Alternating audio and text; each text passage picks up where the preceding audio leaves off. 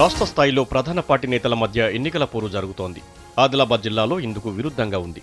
ఎన్నికలు దగ్గర పడుతుండటంతో మున్సిపల్, స్థానిక సంస్థల ఎన్నికల్లో వైరి వర్గాలుగా భావిస్తున్న Congress, TRS, CPM, BJP, TDP ఎవరికి వారే గెలుపు కోసం పట్టుతో ప్రయత్నాలు సాగిస్తున్నారు. గెలుపే ప్రధానంగా పార్టీల అభ్యర్థులు అవగాహనకు వచ్చారు. రాష్ట్ర స్థాయిలో ఉన్న శత్రుత్వాన్ని పక్కన పెట్టారు. గెలుపు కోసం ప్రణాళికలు సిద్ధం చేస్తున్నారు. అవసరానికి అనుకూలంగా కాంగ్రెస్, టీఆర్ఎస్ మరికొన్ని చోట్ల టీడీపీ, బీజేపీ కలిసి ప్రచారం నిర్వహిస్తున్నాయి. అంతేకాదు టీఆర్ఎస్, సిపిఐ అభ్యర్థులు స్నేహపూర్వక వాతావరణంలో పొత్తుకు సై అంటున్నాయి. టీడీపీని మట్టి కర్పించేందుకు జిల్లాలోని 8 మండలాల్లో కాంగ్రెస్, టీఆర్ఎస్ నేతలు జతకట్టగా మరో 2 మండలాల్లో స్నేహపూర్వక పోటీకి దిగుతున్నారు.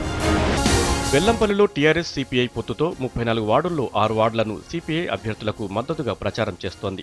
కాగజ్ నగర్లో టీడీపీ, బీజేపీ కలిసి ప్రచారం నిర్వహిస్తున్నాయి. 18 వార్డుల్లో టీడీపీ అభ్యర్థులు, మిగతా చోట్ల బీజేపీ అభ్యర్థులు అవగాహనతో పోటీకి దిగారు. అంటే అండర్స్టాండింగ్ ఎక్కడైతే ఉందో మరి కొన్ని ప్రాంతాలలో మరి అక్కడ బలమైన వ్యక్తులు, అక్కడక్కడ తెలుగుదేశం పార్టీ, మరి భారతీయ జనతా పార్టీ కొందరు వ్యక్తులు అక్కడ అండర్స్టాండింగ్లో కొన్ని పొత్తులు కాకుండా మరి అండర్స్టాండింగ్లో పోటీ చేయడం జరుగుతున్నది.